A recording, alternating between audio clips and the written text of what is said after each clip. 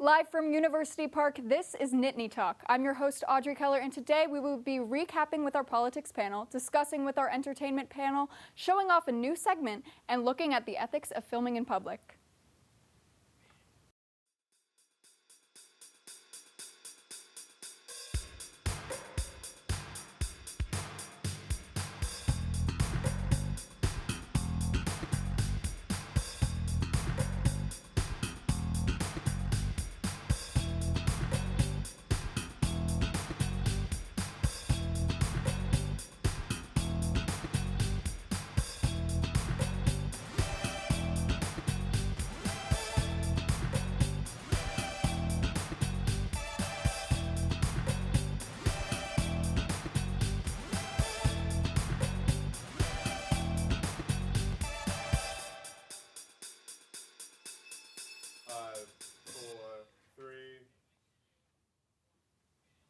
Welcome back to Nittany Talk. We are going to send it over to the politics panel to discuss the most recent updates with Congress. Over to you, Olivia. Thanks, Audrey. I'm Olivia Jean, joined here today by Jaso Bardo, Francie Ebert, Ryan Lawi, and Yayo One. Last week, we lost an extraordinary member of Congress. California Democratic Senator Dianne Feinstein was the longest-serving female U.S. senator in history. She died at 90 years old. She is best known as a longtime force on the Senate Intelligence and Judiciary Committees. LaPonza Butler has been sworn in to take Feinstein's seat. We wish her well and rest in peace, Senator. Now on to some breaking news. Just about an hour ago, we had the Speaker of the House, Kevin McCarthy, voted out of office. I mean, this is historical. This is the first time this has ever happened. I mean, I have no words. I think this is crazy. Yeah, first of all, this is unprecedented, absolutely historical news, and we're living in history, and I find myself saying that again and again every time something new comes out. First of all, let's address the fact that it even took McCarthy 15 rounds to get the simple majority to even be voted in as Speaker of the House. So that already was a very good indicator that he was not wanted in that position. So they say hindsight is 20/20. Honestly, we might have been able to see this coming. But I couldn't help but think about the recent succession with prime ministers in the UK and the Conservative Party as well. And I'm wondering if we might see the US follow that same trend, because we had 3 prime ministers in the UK go through in less than a year, which was also incredibly surprising to see. Mm-hmm. So I honestly am very scared, very intrigued to see how this will pan out.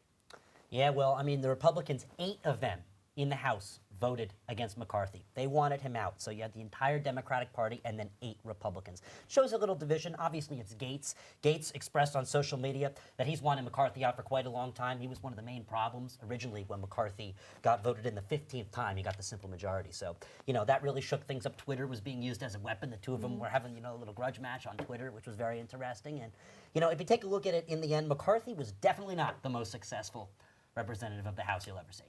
Yeah, I think it's a telltale sign of what 2024 is going to look like. I think Republicans need to get their things together if they want to win the White House and keep Congress. Yeah, I mean, speaking of Republicans, if we're going to go talk about that, what about the debate that just happened not too long ago? Who do we think won that? I'm just going to go off and say that I think Nikki Haley did a great job of keeping her self-composed, but also refuting anyone else who thought that she was or refuting any other arguments against her that were not valid. Because trust me, there was enough not valid arguments. Many news reporters agreed that this is not a time to attack other people. This is a time to prove that your agenda is just flat out better than Trump's and that you can connect better with the people. I think Nikki Haley took her best shot at it. I still don't think she accomplished it, and I think everybody else just about fell behind completely. I think that Christie was trying to make a strong stand, came off strong, but he's very limited in terms of his supporters. Not only that, we're taking a look at Tim Scott. He's getting a little overly aggressive. That's not his personality. Nobody wanted over-aggression from him. That's not what he represents. So in a way, he sidelined himself. Ramaswamy kept raising his hand like this the whole time. That didn't really work out for him very well. So yeah, that's really it. The only person that really took on what she needed to take on was Haley. When Tim Scott attacked Haley, she said, "Bring it on, Tim," and it worked. Yeah. People loved it. People started laughing at the I Reagan agree. Library. She should really market on that. She should like get campaign merch that says "Bring it on." Bring it on, Because Tim. she could. That I'm telling you, that would Huge do really meme. well. Yeah. Simi Valley was cracking up after that one. I really think that everyone's just competing for second place or cabinet positions at this point. That debate was a total dumpster fire, and honestly, I think Donald Trump should be there, but I'm glad he wasn't because it just would have made things 10 times worse. I agree with you guys. I think Nikki Haley kind of took the cake. We know she's strong on foreign policy. She's really the only one who had a lot of substance and like good policy that she talked about. So I really see her going as far as she can.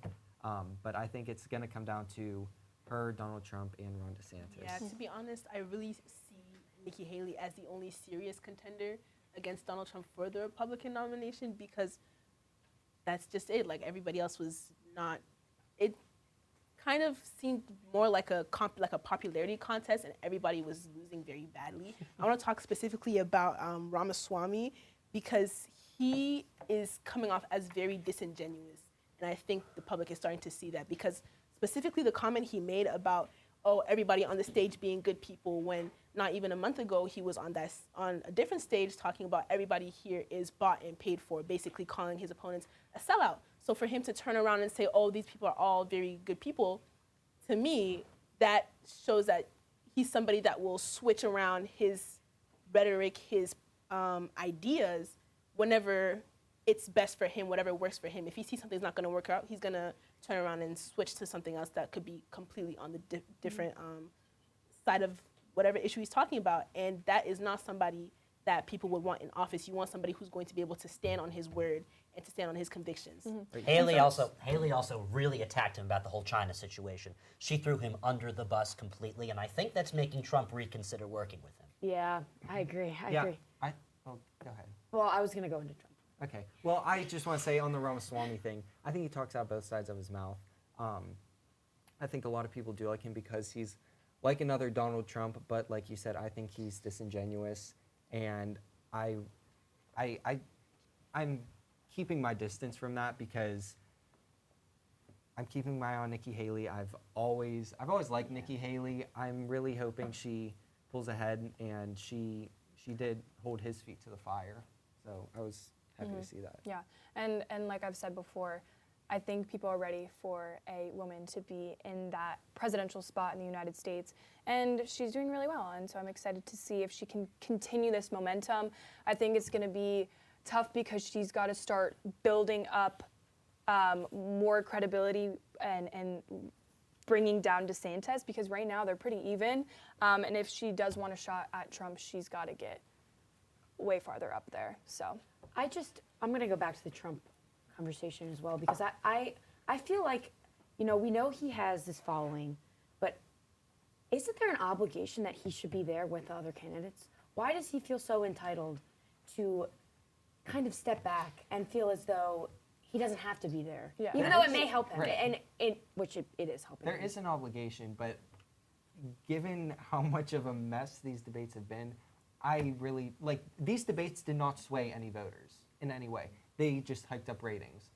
That was it. So I really don't think him being there would have served a purpose. Fox Right. News is just getting I really think bunch of that Trump has been doing well not going, but I also think that it's been some Americans feel disrespected, that he's not being put in the hot seat and he's not talking about these issues like all the other candidates are doing. I mean, they're not hearing his views on things. They're not understanding what is he going to bring new in his next term because he's not there to say it. He's not there to say it. I would like to contest that because he spoke at an auto workers strike in Detroit, Michigan, and he really did connect with the people.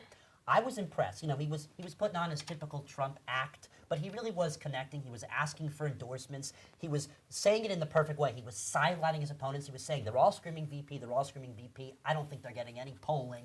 he really was doing a wonderful job in Detroit. That's Right, but different than a debate. to When this- you're It's different than when debate. you're arguing with someone about their issues and their beliefs on certain things, that is a different kind of Right. pressure than a event that him himself holds. It's different than a debate, but at the end of the day, you're not looking to win the debates as much as you are looking to win the party. Trump is winning the party, and he's connecting with people in Detroit, which is a hot spot right now.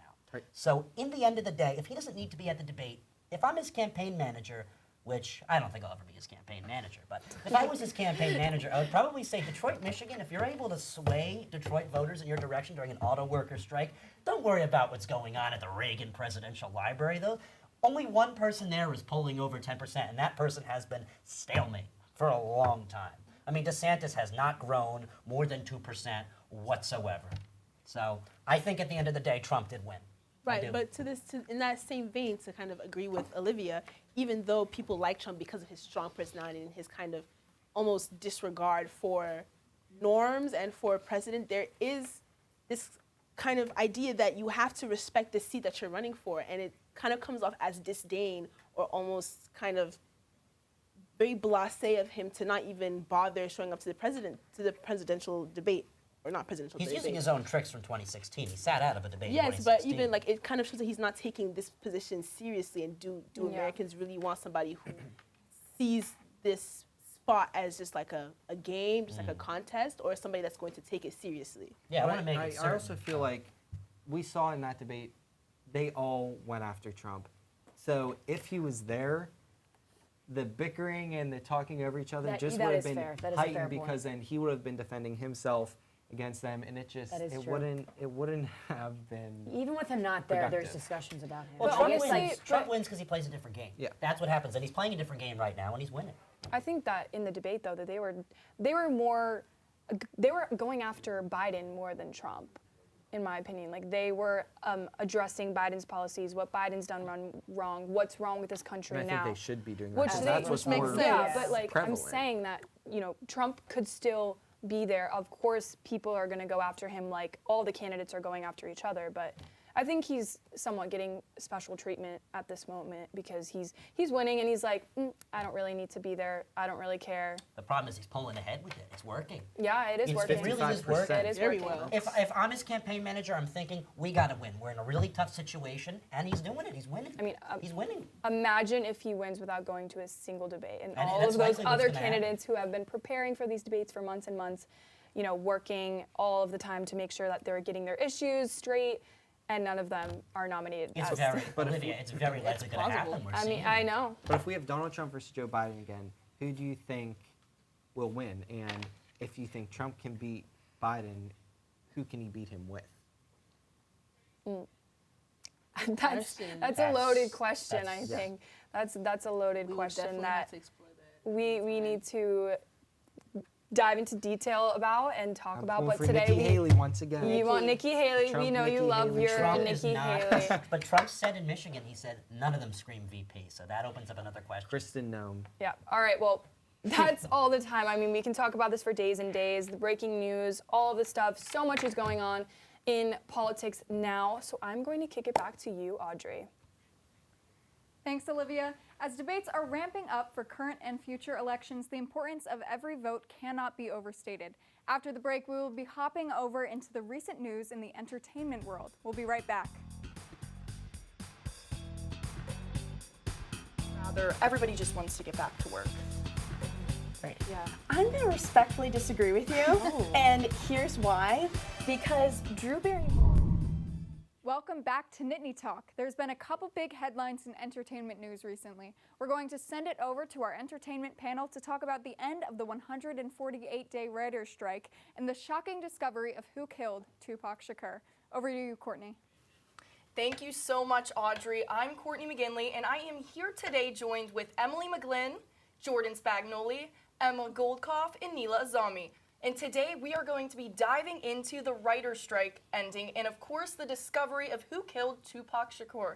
Now, with the writer's strike, I just want to give a quick round of applause of how they were able to get that all get it going. 148 days, that is quite a long time. So it started on May 2nd. And what is actually interesting is I was studying in California, and I left a week before the strike started, but I was hearing talk on the street like, are they going to strike? Are they going to strike? And they did, which was kind of unfortunate. But like I said, it's over now. So what are your guys' thoughts? Well, I think it's crazy. I mean, this is one of the longest strikes in Hollywood. I believe the longest one was beat this one by 6 days.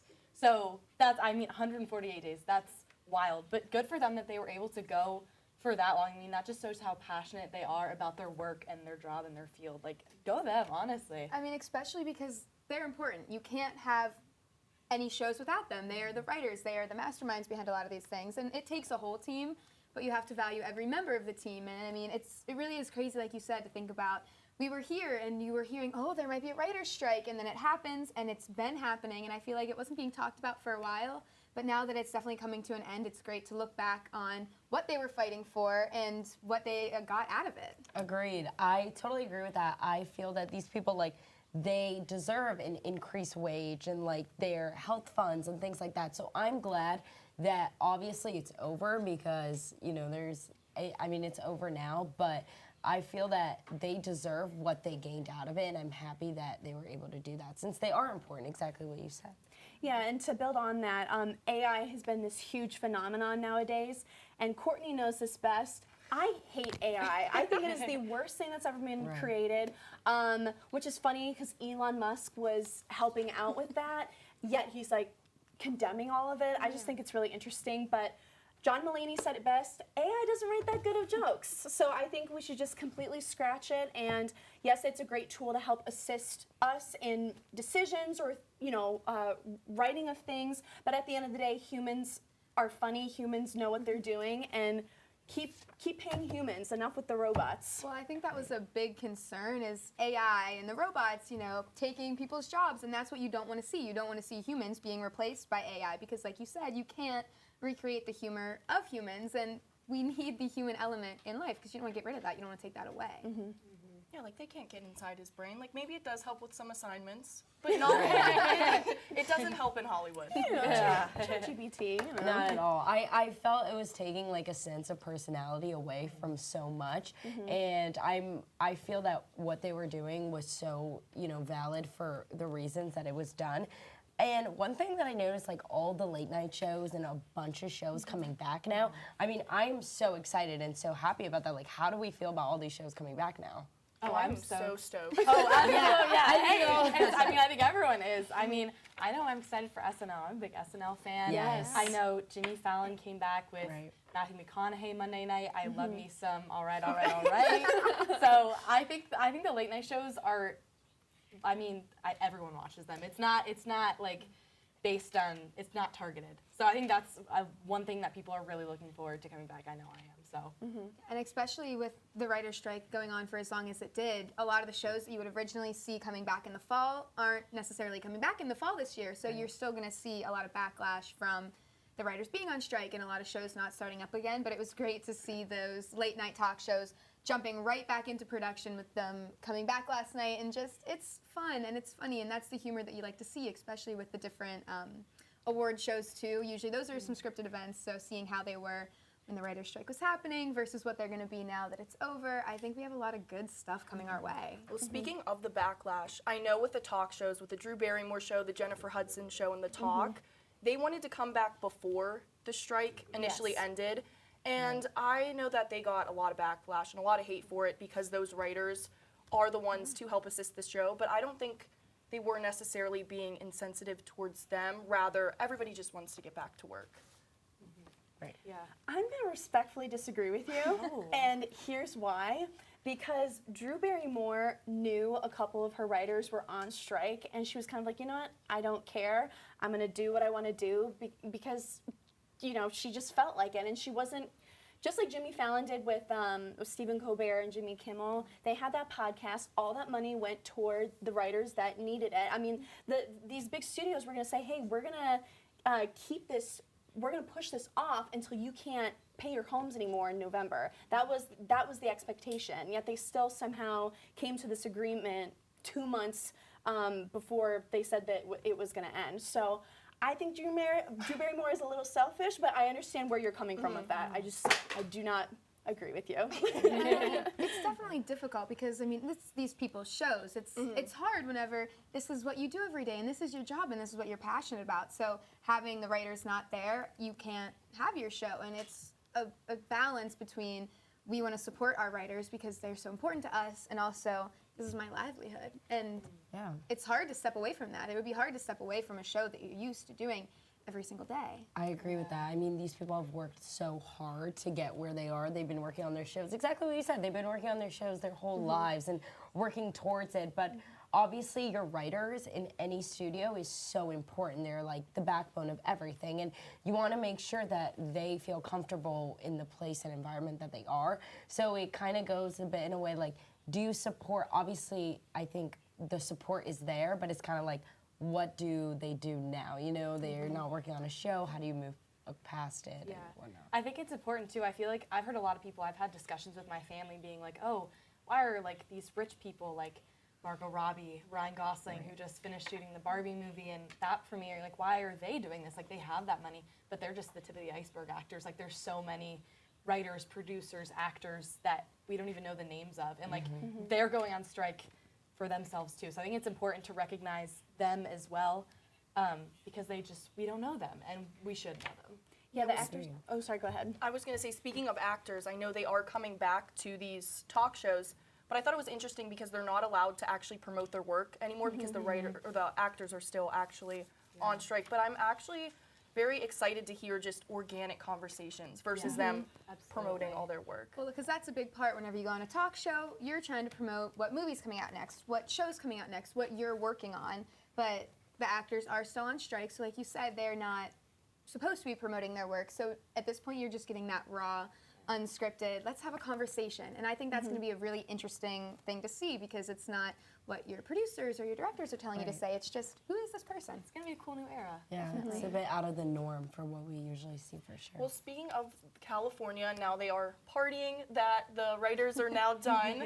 Yes. With all this California love going on, let's transition into Tupac. So Tupac, we know he was shot on September 7th of 1996, which was quite some time ago, and he died a week later. And just recently, they discovered who shot Tupac. But for me, I feel like they knew all along, but they didn't have that concrete evidence to support it. But I am glad that they caught the guy.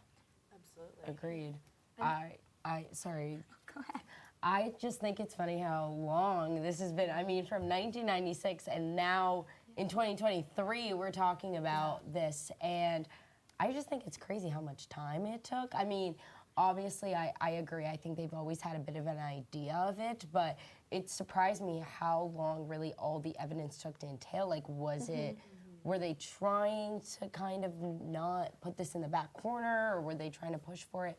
I really don't know. Yeah, because it was saying there was a lack of evidence up until 2018. Well, I'm kind of curious, what evidence did they find in 2018 that led to it? And they were saying about how the police went and searched his wife's house, and that's where they found this memoir detailing the rivalry between the two gangs that were involved in this, and that's how they got them, which is another, I think, interesting point to bring up. Is he had a memoir, is that an admission of guilt, or is that him just detailing this rivalry that's been going on for years? Right. Yeah, gang culture and gang violence is super duper complex, and I think that's why it took so long for them to uncover all this evidence, or maybe lack thereof. So it's going to be interesting how this trial is going to go about. I wonder if it's going to be televised. That would be really interesting. I think it will be televised, just because so many people, millennials and also Gen Z, are, people our age, are so invested in it. So I think it will be. It's not anything political. It's not, a politician or anything like that. And I think it'll expose more about gangs and gang violence, especially the Crips and the Bloods. That's a really, really big rivalry, East Coast versus West Coast. So we'll see what happens, I guess. Well, especially the interesting point is with Dwayne Davis, he wasn't necessarily the one pulling the trigger. He was just the one organizing the plan. So that still leaves a big question of, okay, well, he might have been the one, to make this plan happen, but who did it? Who did it? Who really done it? I was going to say the same thing. Who really pulled the trigger? And so that's kind of a question of, are they going to just be happy, okay, we got Dwayne Davis, he was the one that orchestrated this plan, let's call it a day, or is it now that this has been figured out? I do think there were 4 people in the car at the time of the shooting. I do think the rest of them are deceased now. I believe Yes. there's one more living. Yes, and he's in prison. Yep. Yeah. For another murder crime. Unrelated. So yes, it is all very complicated, but I wonder if Tupac didn't initiate the fight in the beginning, if this would have happened. But again, with the gangs, it is very complicated, and it is a whole respect thing, I guess, with them. So it was just a big backlash. It was a lot, yeah, I think. And what you were saying, like, kind of affects a whole group of people. I mean, we're all interested, and we, like, a lot of us weren't here in 1996, so we're all interested, but then even back there it is. So I think it's quite an interesting topic that it's back now. It's definitely great that there's finally a little bit of peace, you know? Agreed. For the family. It's for the families, it's settled. Definitely. Well, that is all we have time for today. I'm so happy that you guys got to hear a little insight. So back to you, Audrey. Thanks, Courtney. I'm glad the writers and the studios were able to reach a compromise and that the truth is now out about Tupac's murder. We'll be right back.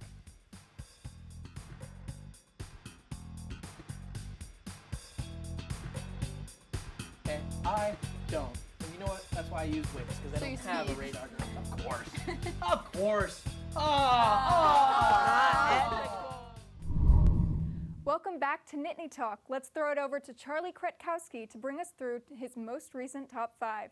Over to you, Charlie. Thanks, Audrey. Right now, we're going to do something new. This segment is called Charlie's Top 5, where I go over my top 5 things in a category, and my peanut gallery will give the appropriate feedback. Let me introduce them. Marielle Reese, Becca Cohen, Gigi Fuentes, and Yea Wan. She's from our politics panel. But why am I bringing someone from the politics panel on my segment? Because today I'm covering my top 5 dumbest laws, and Yea will be my bipartisan reviewer. She has signs to indicate whether or not I'm being ethical in my critique. So let's get into it. Starting off at number 5, I think that the cyclists being able to use the full driving lane to ride their bike is stupid. I agree. Yes, 100%. Okay, so like I'm a Jersey driver, so I get like a really bad ref. But I do like, oh my goodness, when like you're driving behind one and you're like, just go to the right. My town actually has created like just cycle lanes because I have the same we're a thing. biker town. Bike lanes. Yeah. It's one thing like, oh, yeah, give them their own lane so they have where to go. But don't take a driving lane to do you it with. can't. No, you there's have no the way. sidewalk. But tell me, if they don't have the whole lane or their own lane and they're biking on the sidewalk, what if they hit you? Wouldn't you rather them slow you down a little bit than hit someone who's walking on the side? No. I agree with Becca because there could be more car accidents if bikes and cars share the same lane. I think there'd be more accidents happening and more crashes potentially going on.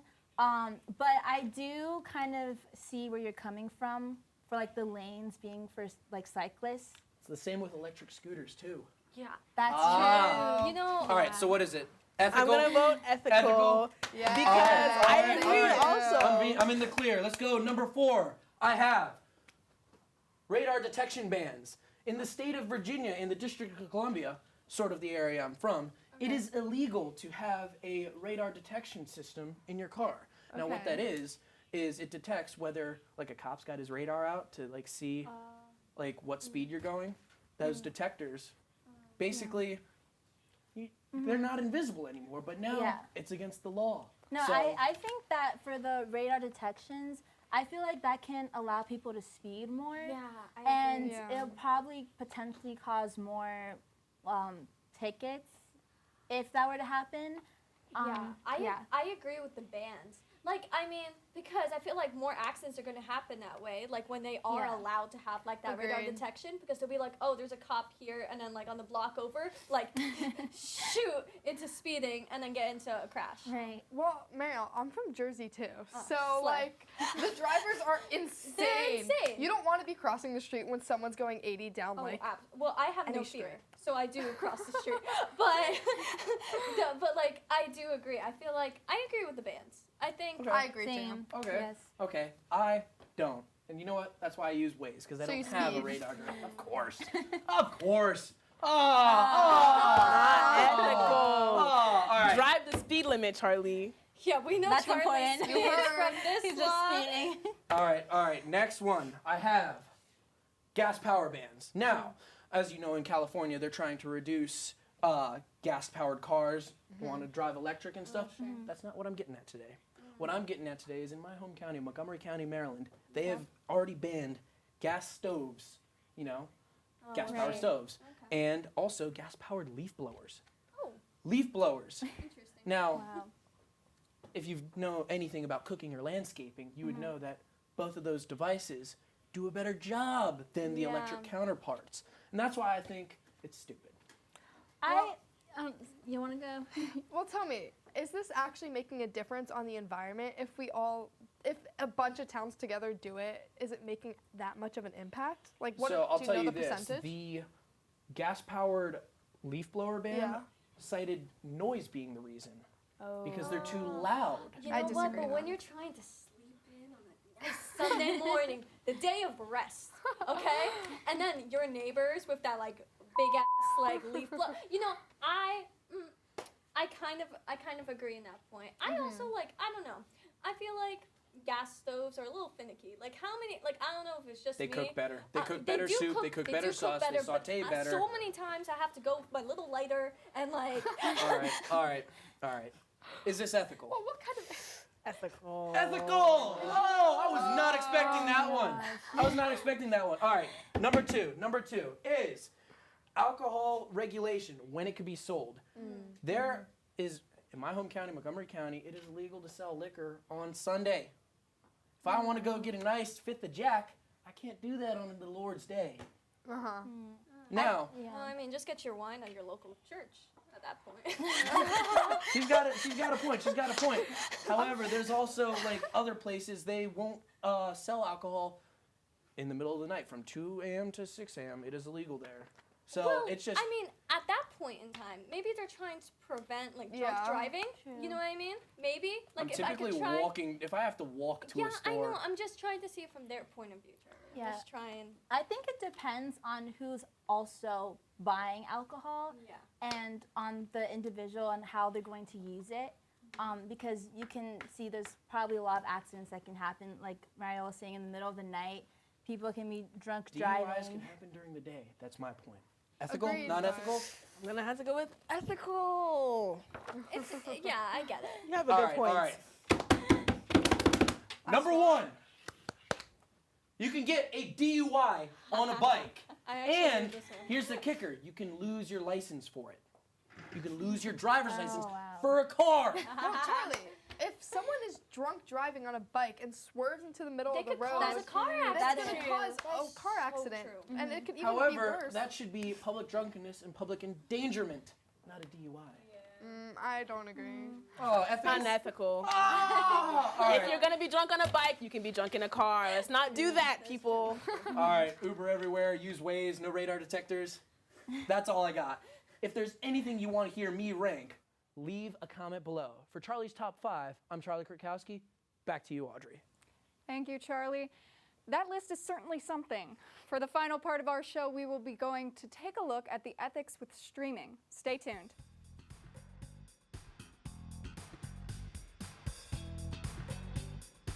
There's a difference between, like we were saying, filming in public spaces. You're allowed to do that legally, that's fine. Yeah. But looking at these cases, it's looking more like, is this harassment? Welcome back to Nittany Talk. As technology advances, human pastimes evolve with it. One such pastime being online content and streaming. But as constant internet coverage has been normalized, we run into the issue of, is it ethical? Take it away, Marielle.